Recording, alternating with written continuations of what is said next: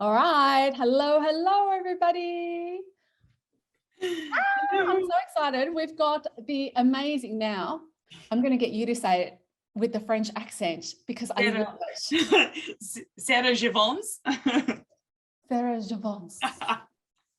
But in Aussie, we say Givons. It's not as beautiful and romantic. And this beauty lady here, I've just said, is like this eclectic mix of a blonde Audrey Hepburn / Coco Chanel, but ready to, oh my gosh, I'm just remembering. So guys, you may recognize her face and you may not. It depends on whether or not you are a big fan of SAS Australia, which I am. So this amazing woman was last year, wasn't it?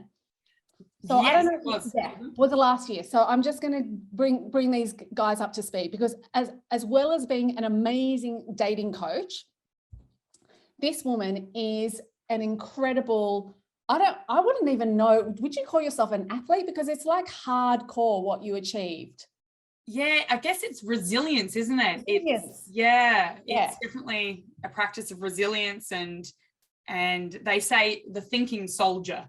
Oh, the thinking soldier. Yeah, they're looking for the thinking soldier. The thinking soldier. Okay, so guys, if you have not watched last year's SAS Australia, so what it was is SJ with about maybe 16 other regular Australians, like mums, dads, went on this show where they take you through this intense, incredible boot camp, ridiculous, where it was mental prowess, physical stamina and endurance. And barely anyone makes it through the course passing, right? Even when they did SAS Australian celebrities, there was only one celebrity that actually passed the course. So can I tell you right now, we are in the midst of greatness. I am so inspired by this woman. I was so hooked on watching this series. She's like this quiet achiever, like on camera, we didn't see much sass from you, but maybe behind the scenes, there was a bit of sass. Yes. So basically, she was one of two contestants that actually they passed the course. They passed her on the course. So the four, what are they called? The 4 DS, so the drill sergeants. Yeah. 4 drill sergeants had this really strict criteria. Basically, no one barely makes it through. And this woman here was one of 2 people that passed the course. So, I mean, that's just an amazing achievement in of itself. Yeah, I'm going to let that soak over me. Yeah, it honestly, I have to pinch myself because it's a huge achievement. And it's so interesting that we're having this chat about NLP because there's so many parallels to my experience and what I had to channel to get through that. And it's interesting even hearing May say that I was a quiet achiever on that show because that's not me usually at all when in my day-to-day life. I wouldn't say that I'm a quiet achiever. Well, I'd love for you to share with us because you said there are so many kind of parallels. Share with us what some of those are. Yeah, so what I've noticed through going through this NLP course is it just gave me a lot of clarity to realize what I was actually digging into when I was in those really hardcore moments of challenge, I guess, like mentally. It was really, honestly, more of a mental challenge, that course, than it was physically. Physically, my body started to, shut down in some ways. And I had scratches all over me and like I was all cut up and blisters, and it was like, physically you go, oh my God, how can you keep going? But it was the mental battle for me. It actually brought up old meta programs from being a kid. Like this was actually the biggest challenge. So it was kind of like Tony Robbins on steroids because you're combining, focusing on your limiting beliefs coming out through these physical challenges and mental pressure, which doesn't give up, right? So you're in a constant state of discomfort. And you're forced in many ways to have to face the fear. So for me, it brought up a lot of that childhood stuff and I was able to work through it. But only in hindsight did I realize through doing this course, I was like, whoa, that's what's going on, Sarah. And that's when in that moment, you were feeling this. and then you were able to channel a different emotion to get you through the challenge. And then after the show, I experienced what, I mean, I'm just calling as a adrenaline hangover, if that's even a thing, or an emotional hangover, where I cried and cried and cried about 24 hours after I was finally out of the war zone, essentially.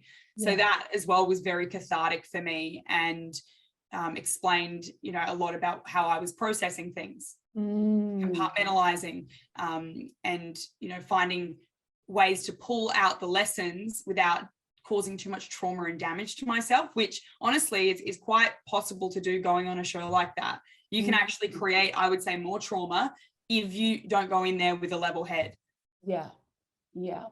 Beautiful. That's amazing. And you know what I loved, what Sarah's just shared, is it was such a mental game, right? A mental challenge.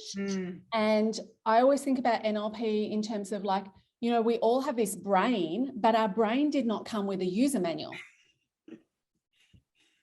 Yeah, right? That's so accurate. And then it's kind of like NLP, all of a sudden, it's like someone handing you this user manual of how to operate this thing called our brain. And so what I loved about what you shared is you intuitively had the ability to understand that your normal way of being, which is like, you know, the loud spoken, like, let's face it, you're not shy. Nope. But then you can't be either if what you're teaching guys to do is how to actually build the confidence to get out there, right, and meet people.